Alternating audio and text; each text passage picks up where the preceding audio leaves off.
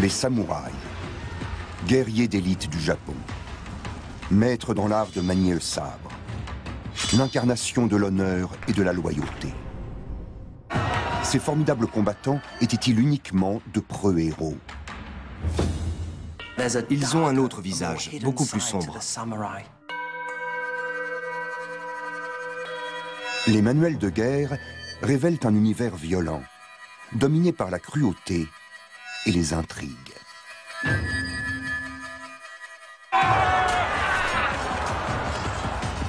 Noble combattant, collectionneur de têtes, le samouraï était les deux.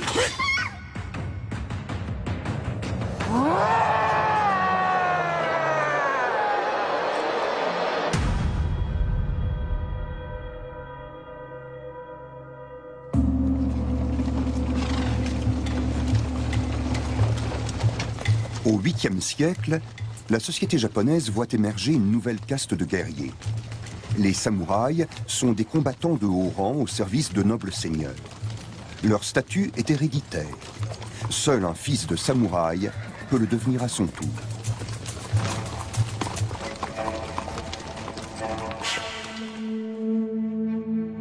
Nous sommes à la fin du XVIe siècle. Depuis 100 ans, le Japon est ravagé par la guerre civile. Les soldats sont devenus rares. Les seigneurs de la guerre ont besoin de nouvelles recrues pour conquérir le pouvoir. Pour les hommes talentueux, c'est l'occasion de s'élever dans l'échelle sociale. Voici l'histoire d'un fils de paysan et de sa lutte pour survivre dans le monde brutal des samouraïs. Son nom, Masa.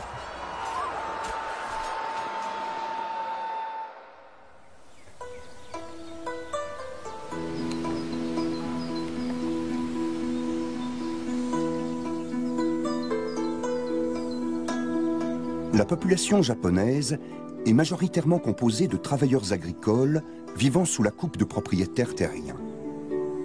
Un jeune paysan comme Masa a peu de chances d'épouser la fille du magistrat local. Mais Masa est amoureux et prêt à tout.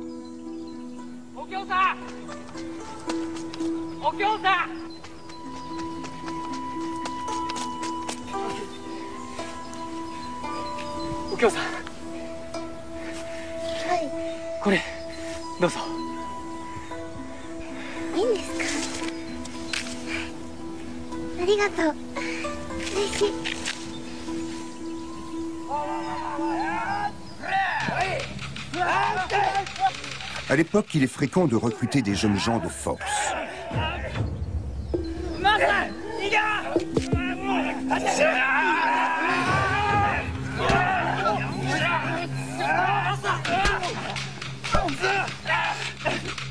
Masa et Tomozo, son meilleur ami, choisissent de s'enfuir.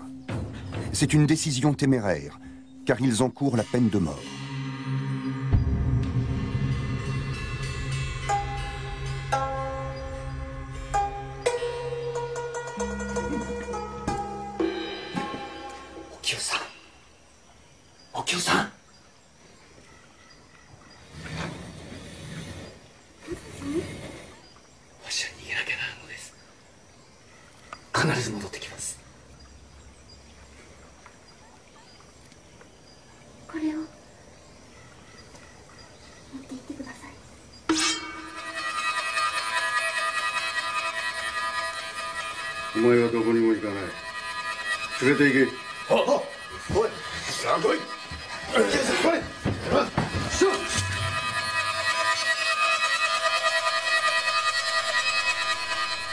Masa doit accepter son destin.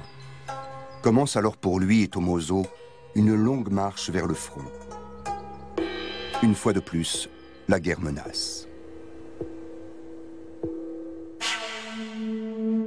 En 1584, le Japon est à la veille d'une confrontation décisive. Toyotomi Hideyoshi marche vers l'est et menace la province de Tokugawa Ieyasu. Des deux côtés, on lève de nouvelles troupes. La bataille promet d'être sanglante.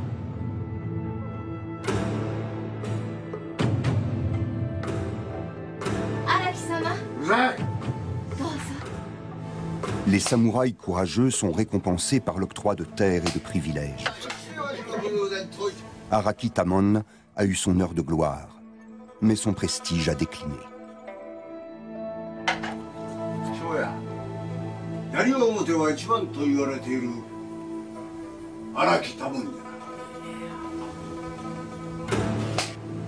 Il y avait de grandes disparités de fortune entre les samouraïs.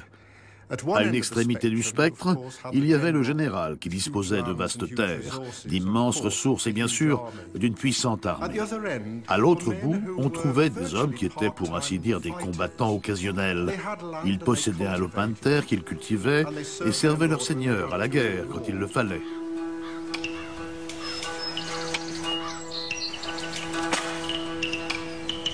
Araki Tamon voit dans cette guerre sa dernière chance de redorer son blason et d'agrandir son domaine.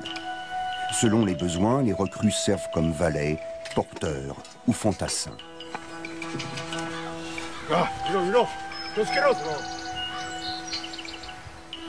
Si le simple soldat porte une protection minimale, l'armure du samouraï est une véritable œuvre d'art.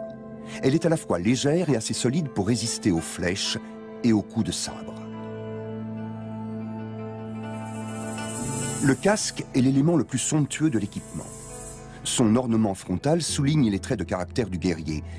Ainsi, la tête de lièvre symbolise le courage et l'exaltation devant la mort.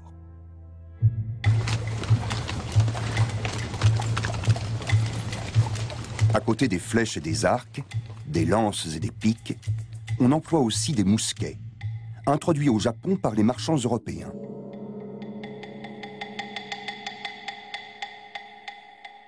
Mais c'est l'art de manier le sabre qui a fait des samouraïs des guerriers de légende.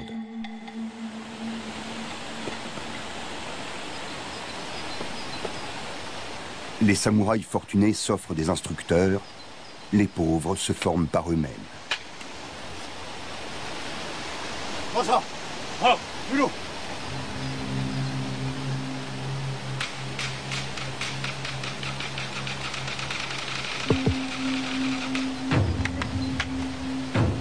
La réussite d'un samouraï dépend aussi de la survie de ses hommes au combat.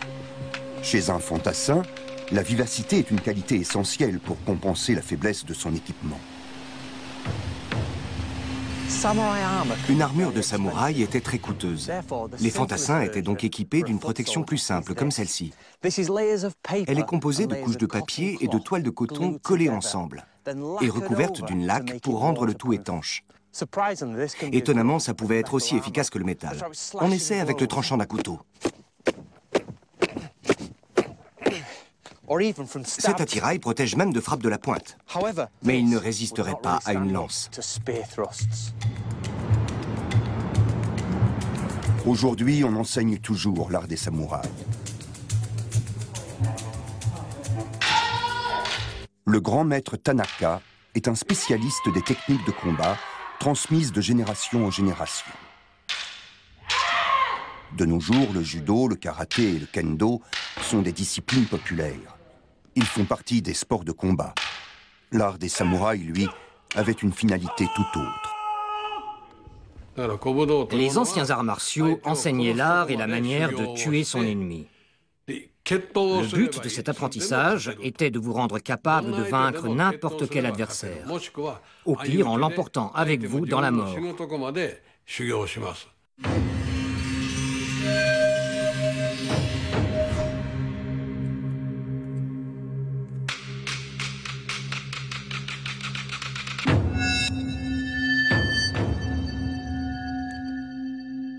Le katana, l'arme légendaire des samouraïs.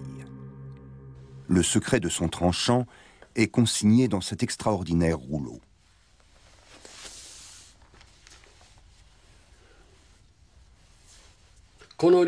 Les tests de coupe étaient effectués sur des humains. Pour s'assurer de la qualité des lames, on en vérifiait le tranchant sur des individus vivants.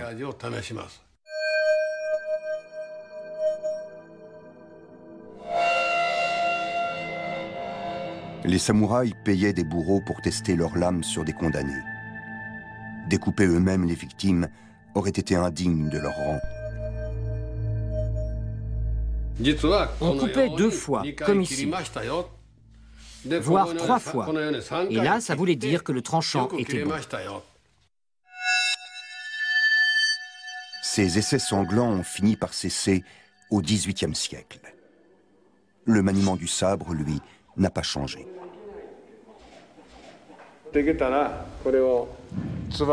Quand les 2 sabres se croisent au niveau de la garde, j'appuie avec mon poing sur son poing. On rentre alors de cette façon. Comme ça, il ne peut pas me frapper. Du coup, si je saisis ici, comme ça, je le fais chuter. Je fais alors glisser mon sabre de cette façon et je coupe. Les exercices fondamentaux sont répétés inlassablement. L'objectif est de se forger un corps suffisamment fort et endurant pour pouvoir combattre pendant 1, 2, 3 heures, voire pendant 3 ou 4 jours. C'est un entraînement qui se pratique seul, car sur le champ de bataille, on ne peut compter sur personne.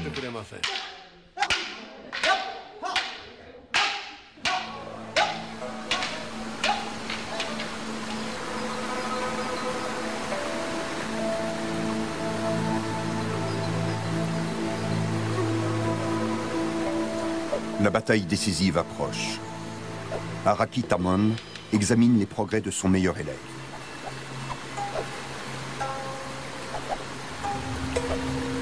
Masa est capable de se défendre contre des bandits.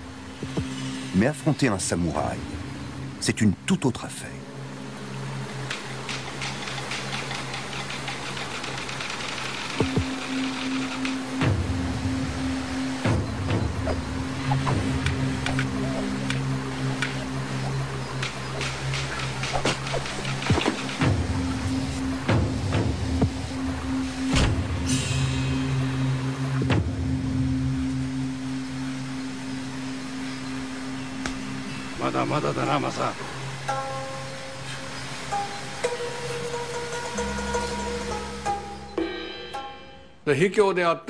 Vaincre de manière déloyale est correct, martialement parlant. L'important est de survivre, peu importe de quelle façon. On défend comme ceci, ce qui lui bloque les 2 mains, et on frappe ici.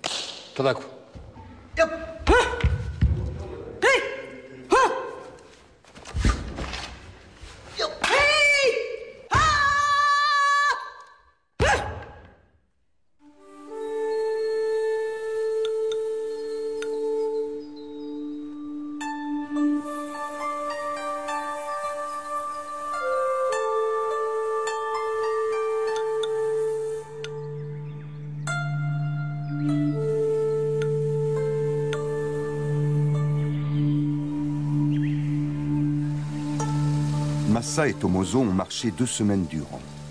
Ils sont à bout de force.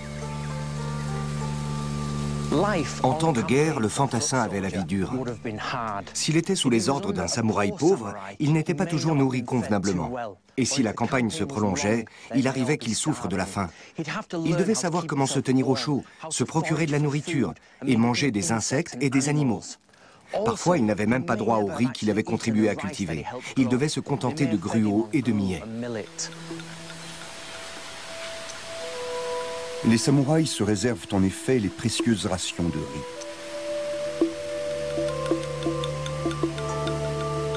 La troupe de Masa est arrivée à destination. 2 grandes armées se rassemblent près de Komaki et Gakuden. La bataille semble toute proche. Masa et Tomozo vont apprendre une nouvelle leçon dans l'art de la guerre. Ne jamais faire confiance à ses alliés.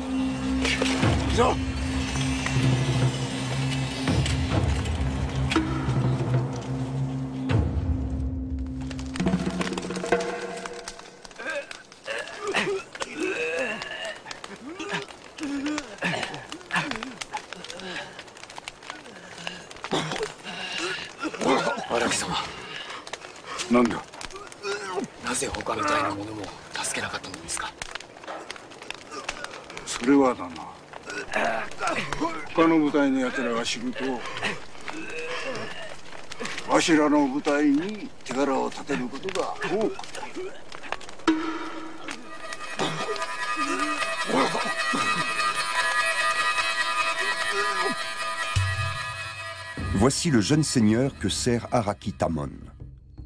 Après plusieurs semaines de préparatifs, ses troupes sont en place. Il est prêt à engager la bataille pour Tokugawa Ieyasu. Un camp militaire de samouraïs faisait la taille d'une petite ville. À l'intérieur, on trouvait toutes sortes de gens. Des charpentiers, des ouvriers, des cuisiniers et même des comptables pour payer les mercenaires. Les plus proches compagnons du commandant en chef installent leur tente au centre. Les mercenaires doivent camper en périphérie du camp, bien en vue des sentinelles. Les mercenaires passaient leur temps à jouer et à boire. Dans leur quartier, il y avait aussi de la prostitution, féminine et masculine. Les deux étaient tolérés dans le Japon médiéval. Pendant 2 mois interminables, les deux armées s'observent. La tension monte. Des bagarres éclatent dans le camp. Oh.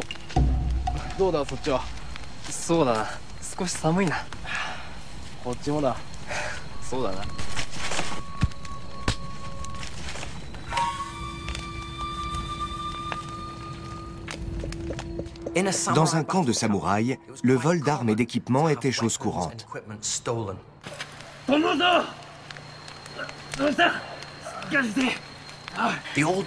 Les manuels du guerrier disent « Ne va pas orner tes sabres d'or ou d'argent ». Les samouraïs allaient jusqu'à attacher leurs 2 sabres ensemble et au moment de dormir, ils s'étendaient sur la corde qui les reliait, une lance courte sous l'oreiller, pour mettre leur équipement en sécurité. Perdre son arme pouvait être puni de mort. Se faire voler celle de son maître était tout simplement inimaginable.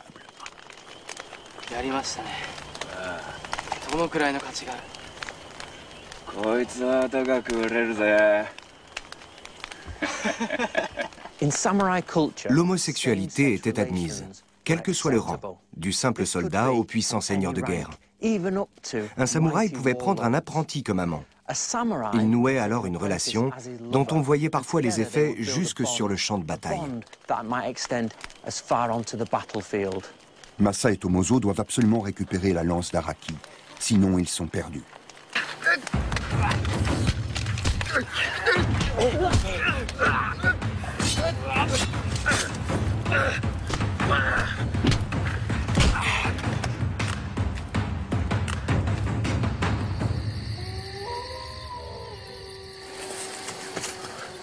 Araki-sama, 取り戻してまいりました。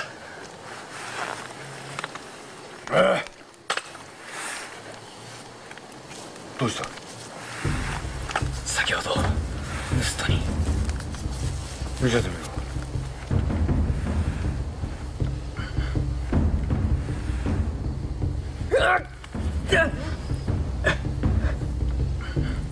火薬が一番消毒に効くんだ。辛抱せ。辛抱せ。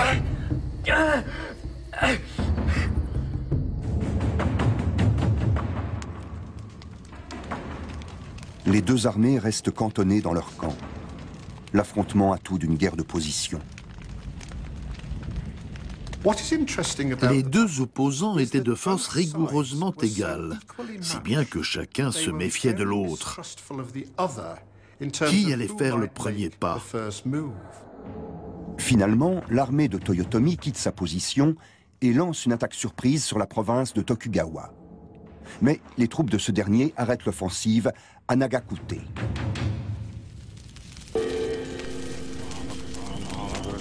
C'est la fin d'une longue attente. Masa et ses camarades s'apprêtent à se lancer dans la bataille.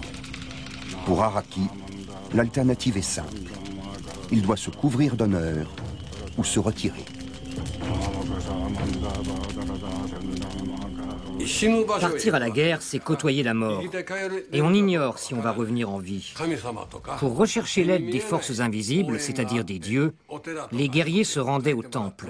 Là, on leur remettait des écrits sacrés, on brûlait ces écrits, on mélangeait les cendres à du saké et on buvait le tout. Ainsi, les dieux étaient en eux dans leur ventre et ils se sentaient plus forts.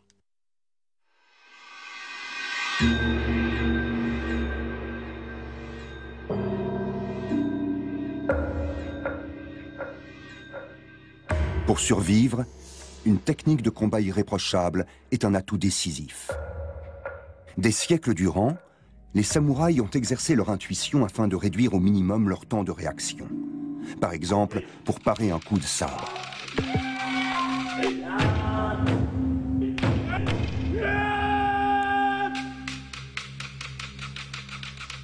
Au cours d'un combat, même si on pourfend un ennemi, il faut toujours garder à l'esprit qu'il peut en venir un autre par derrière. Il faut être prêt à réagir immédiatement.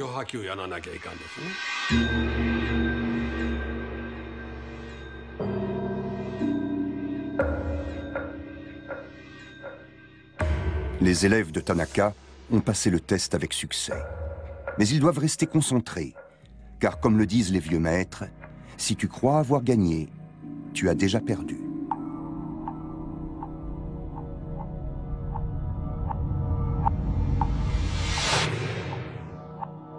Dans le Japon médiéval, la moindre erreur, un geste mal ajusté ou exécuté à contretemps signifiait la mort.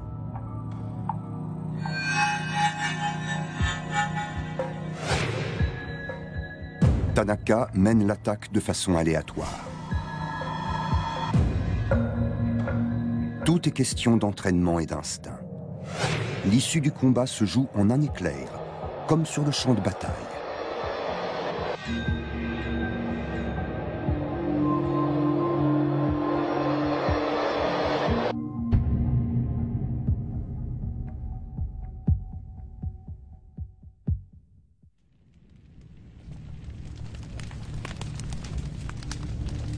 Nous sommes à la veille de la bataille. Pour Masa, c'est l'occasion unique de monter en grade. Il doit s'emparer du plus beau trophée des samouraïs. Les samouraïs avaient une coutume assez étrange. Elle consistait à collectionner les têtes de leurs ennemis. Quand on tuait un ennemi au combat, on lui coupait la tête et on la portait au général en guise de preuve. Au fil du temps, le nombre de têtes présentées est devenu une marque de prestige. C'était la garantie d'être couvert d'honneur et de récompenses. Tous les samouraïs savent qu'ils risquent d'être décapités.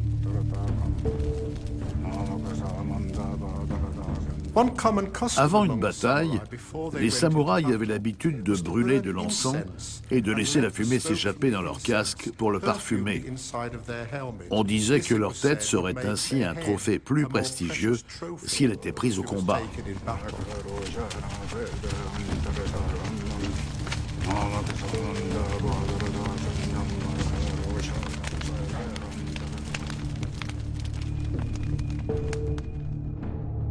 Au matin du 9 avril 1584, Masa se place sous la bannière de Tokugawa. Si son camp n'arrête pas les troupes de Toyotomi, la province est perdue.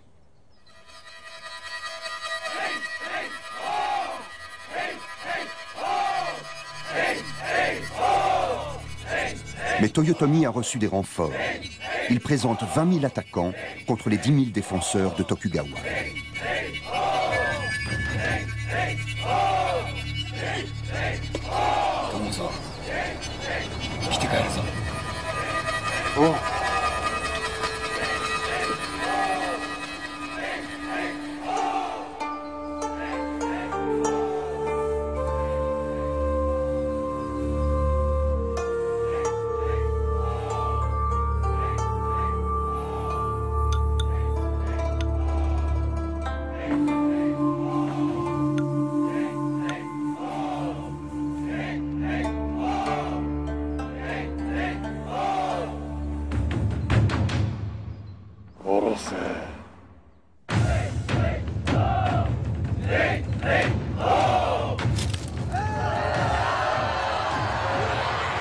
Selon une tactique éprouvée, les fantassins attaquent les premiers.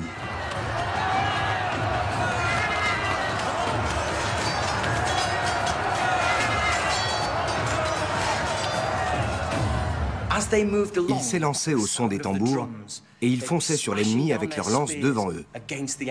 Et dès qu'ils trouvaient une ouverture, ils frappaient droit vers le visage de leurs ennemis.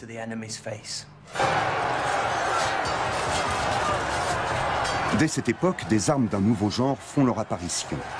Les mousquets venus d'Europe sont très convoités, mais leur efficacité reste encore limitée.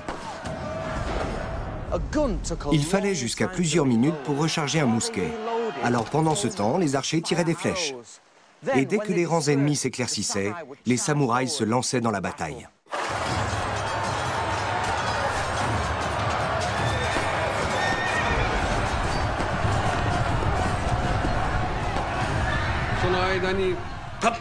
La cavalerie s'engouffre alors dans cette ouverture et vient semer le chaos dans les rangs ennemis.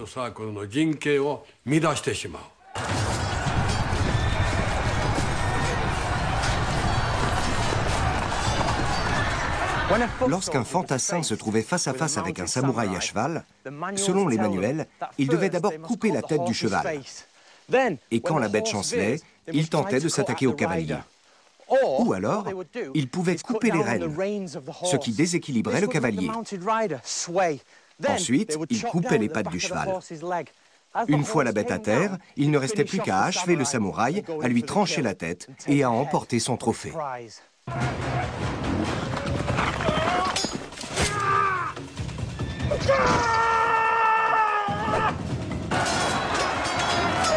Après une charge couronnée de succès, la chasse aux têtes peut commencer.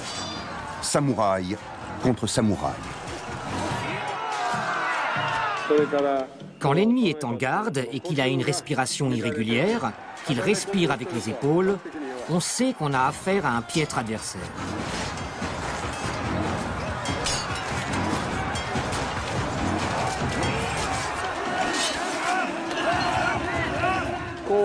On observe, comme ça. Par exemple, lui, il est grand. Alors, si je peux plonger sous ses bras, j'ai une chance de pouvoir m'échapper. Et là, j'entre comme ceci. Ensuite, allez, attaquez-moi un par un. Je chasse le sabre. Je chasse, je chasse.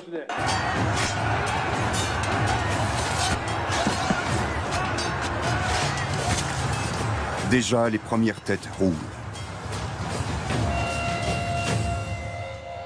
Sur un champ de bataille, un grand nombre de guerriers s'affrontent. On ne sait pas qui combat qui, ni qui a pris quelle tête. Alors, beaucoup de têtes sont volées. On examine un cadavre et, oh, mais c'est un samouraï de renom. Et là, on peut espérer une récompense, de l'argent, et même, dans certains cas, s'élever dans la hiérarchie. Donc, quand la bataille faisait rage, les voleurs de têtes étaient fort nombreux.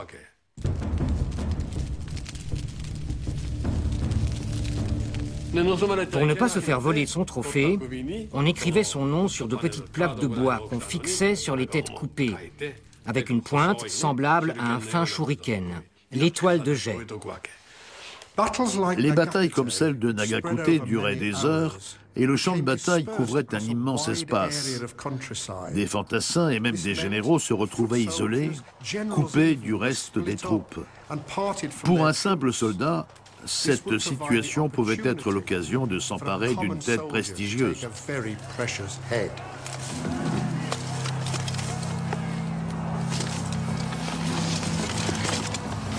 Massa se retrouve nez à nez avec un général ennemi. L'instant est décisif. À l'issue du combat, il sera couvert de gloire ou mort et décapité.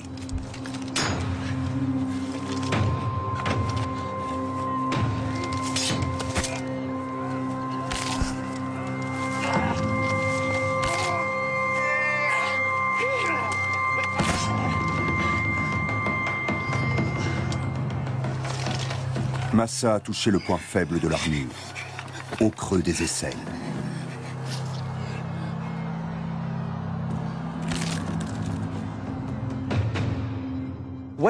Une fois le samouraï vaincu, il fallait lui couper la tête. Les manuels nous disent que pour ce faire, il fallait l'attraper par le casque, percer le cou pour atteindre la trachée et la sectionner. Ensuite, on changeait de prise. On dégageait la nuque et on sciait le cou et la colonne vertébrale jusqu'à pouvoir s'emparer de son trophée.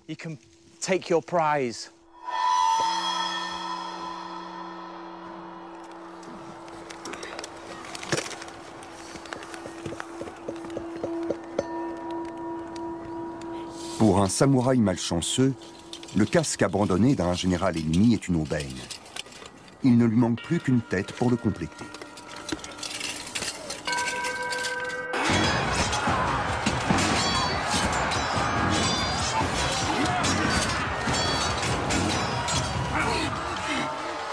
Selon la coutume, on fait le bilan au soir de la bataille. Combien de têtes ai-je prises? Puis-je me présenter en samouraï victorieux devant mon seigneur?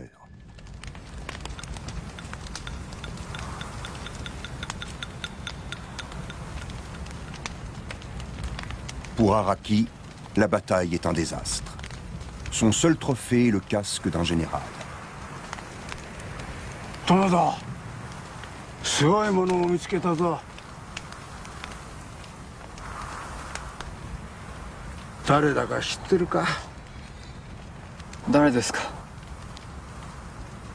森田三左衛門。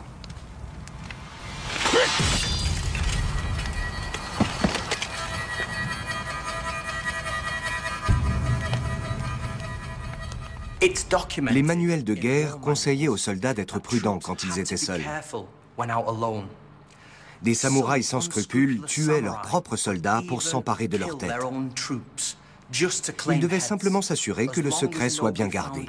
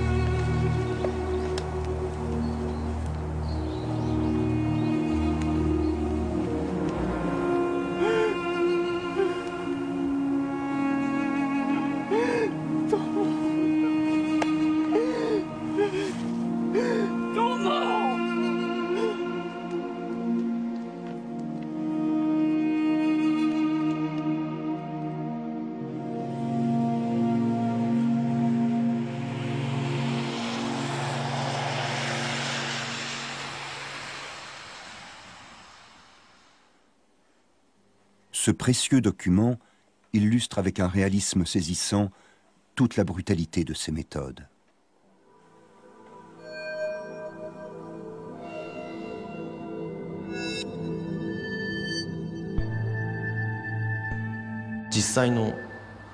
Là, on voit la réalité.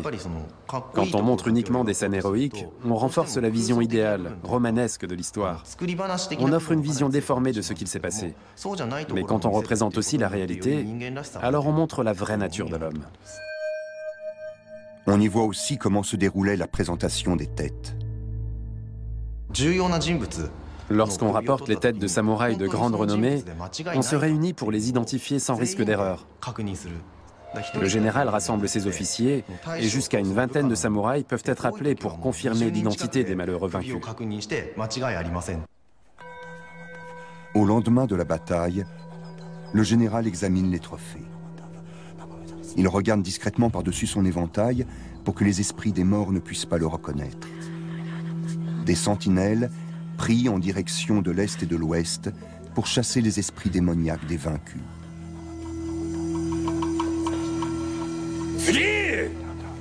Oh!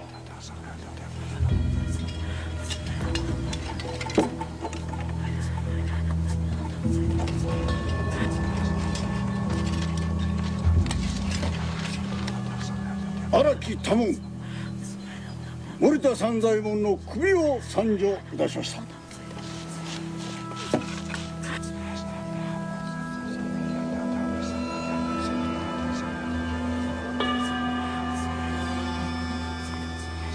森田三左衛門。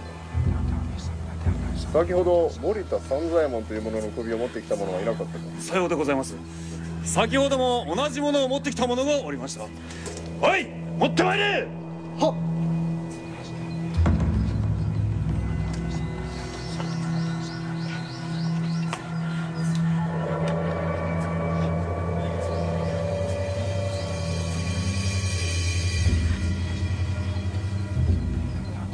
この首は誰が持ってまいった。は、足軽のマサというものでございます。あいつは大嘘つきで嫌われ者のバカ者でございます。いやー、しかしこれは森田三左衛門に間違いございません。霧が濃くて見分けがつかなくて、あ、兜は森田のもんでございます。荒木、またそんなこと言いよって。このようなことで恩賞がもらえると思うのか。誰？ははははは。 Chevaux, soie, argent, les récompenses pouvaient donner des idées funestes aux samouraïs sans scrupules. Quand un samouraï avait plus de têtes qu'il ne pouvait emporter jusqu'au camp, il coupait des nez. Pourquoi? Parce qu'on voyait la lèvre supérieure, avec la moustache. Sans cette moustache, le nez pouvait être celui d'un enfant ou d'une femme. Ceci nous montre que des samouraïs et des fantassins tuaient des femmes et des enfants, et qu'ils volaient des têtes qu'ils n'avaient pas tranchées. Mais jouer selon les règles pouvait aussi s'avérer payant.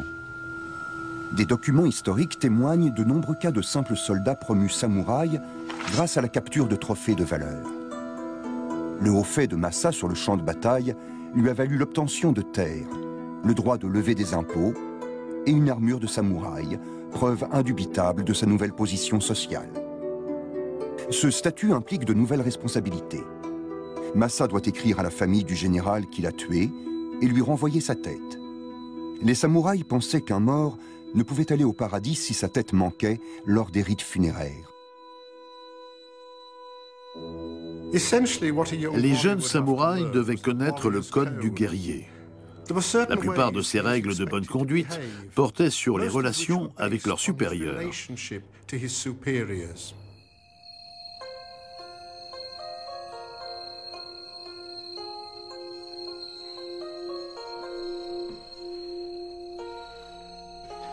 En accédant à l'élite des guerriers, Masa va pouvoir réaliser son rêve.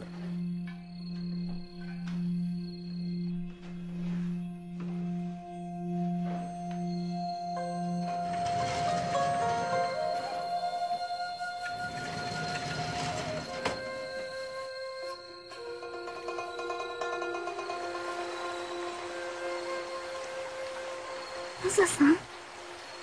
戦で手柄を立てて侍になった。わしと夫婦になってくれ。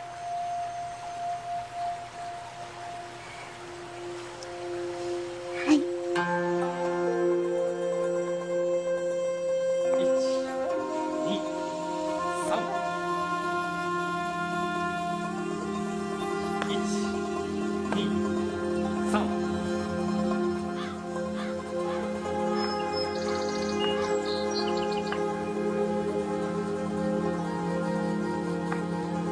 La guerre pour la suprématie continue de faire rage. Masa ne demeure pas longtemps auprès de sa jeune épouse. Bientôt, il doit repartir en campagne. En tant que femme de samouraï, Okyo apprend à manier les armes pour défendre sa maison et sa ferme en l'absence de son mari.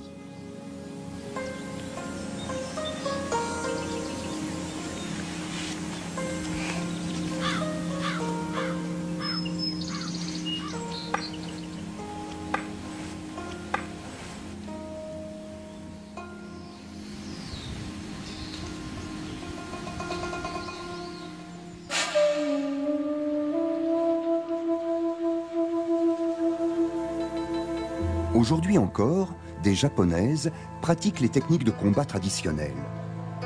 La fille du grand maître Tanaka les a apprises dès l'enfance.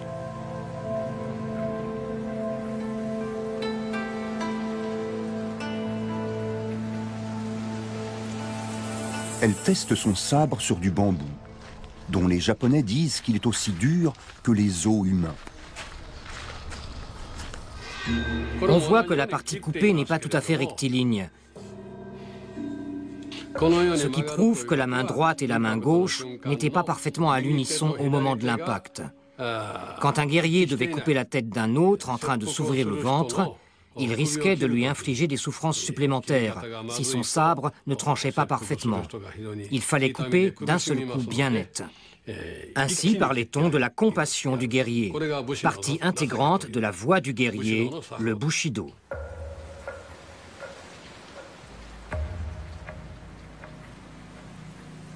Le bambou n'est pas fixé sur son support. Pour effectuer une coupe nette, le geste doit être extrêmement rapide.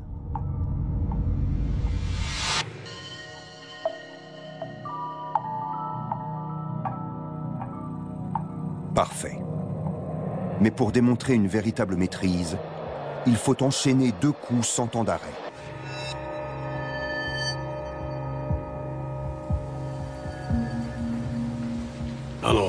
Là, la coupe est bien nette. On voit que la partie coupée est parfaitement droite.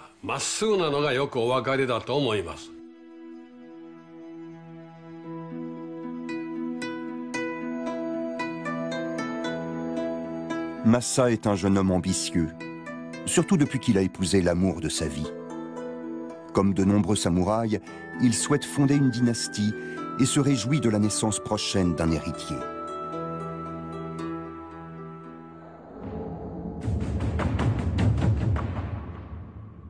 La lutte pour la domination du Japon n'est pas terminée. Elle s'est simplement déplacée dans d'autres régions du pays.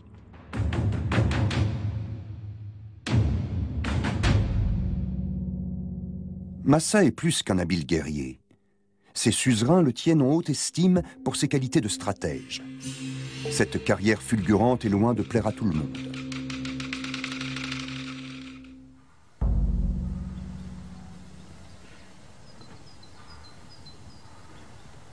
Masa. Sonata no katsuyaku. Makoto ni migoto de atta. Hobi o sazukeru. Ha.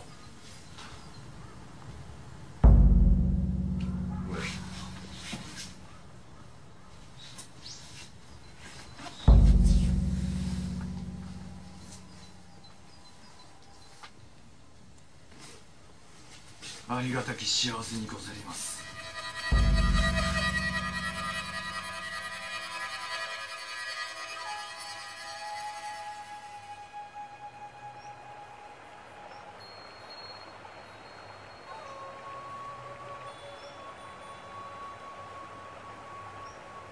また戦に向かうこととなった。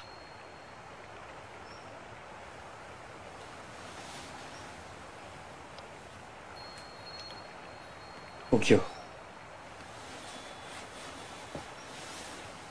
う。わしがいない間、これをつけて思い出してくれ。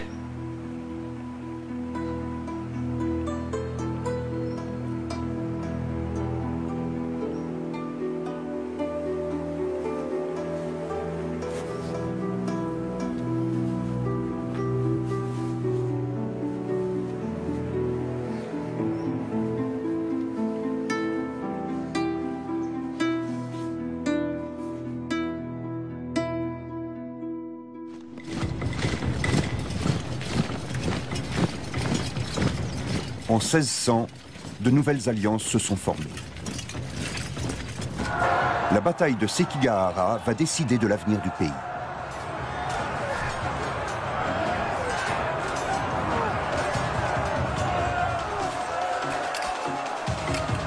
Masa, samouraï d'élite, a été recruté par un autre clan. Comme leur chef, les simples samouraïs pouvaient aussi changer de bannière.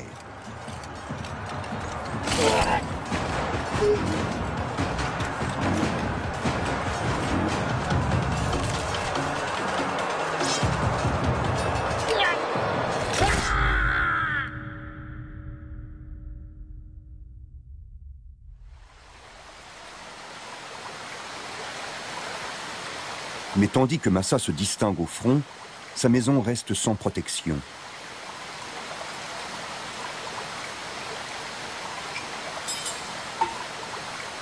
Masa revient couronné de succès à la cour de son suzerain. Il ne se doute pas un instant du piège que va lui tendre Araki.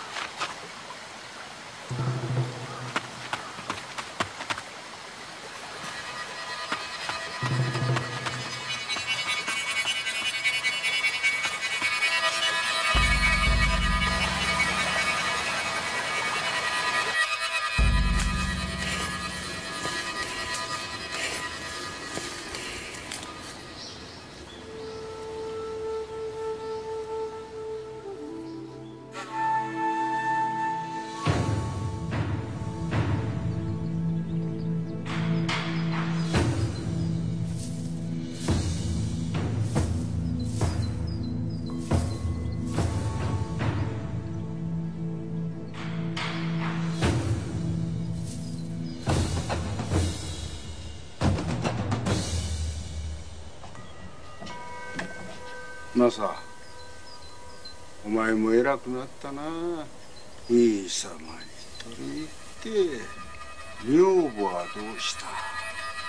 寂しいだろうな。おう、他の男に抱かれたりして。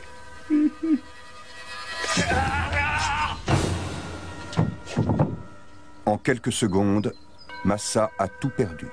Un samouraï qui ne maîtrise pas ses sentiments est un homme mort.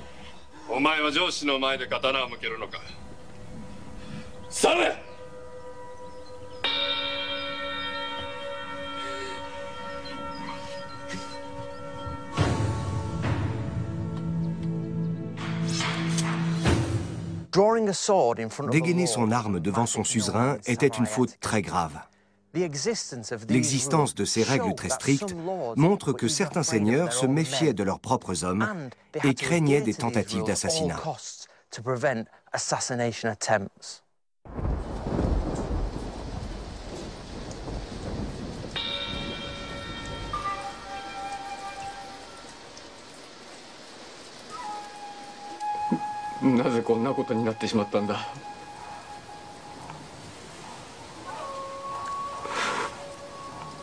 そなたと原の子を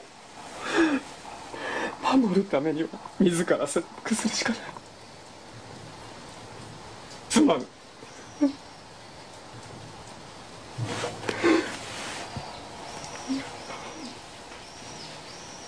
Le monde des samouraïs ne connaît pas la pitié.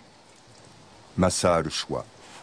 Il peut vivre dans la honte et tout perdre, ou assurer la position et l'avenir de sa famille en sauvant son honneur, à la façon des samouraïs.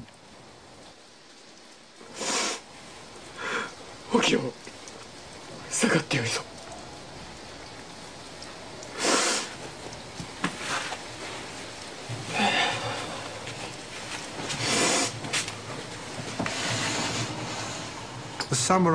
Pour le samouraï, le seppuku, ou suicide rituel, était considéré comme un honneur, car il n'était pas exécuté comme un vulgaire criminel. Il était traité comme un noble. Oui, il avait commis une faute, il avait failli à cette noblesse, mais le suicide lui offrait l'occasion de montrer à tous qu'il était un véritable samouraï.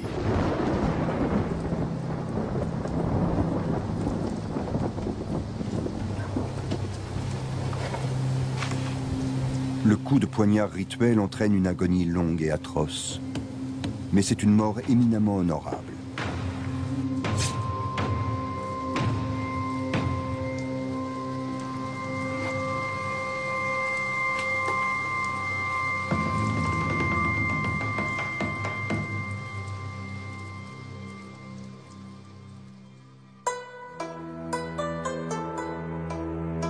Après la victoire de Sekigahara, Tokugawa Ieyasu unifie le Japon et met fin au chapitre le plus sombre de l'histoire des samouraïs.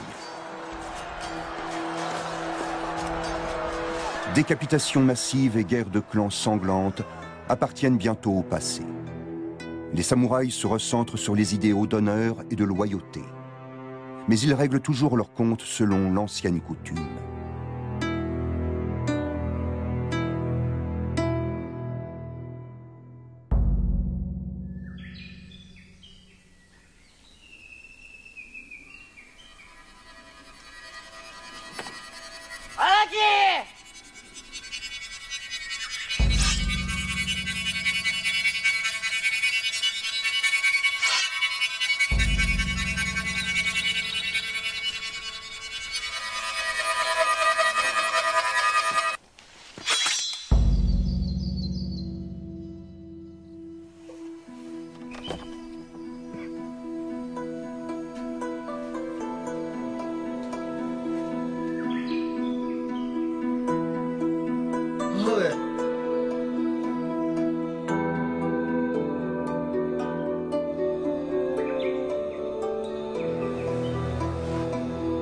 L'honneur de la famille est vengé.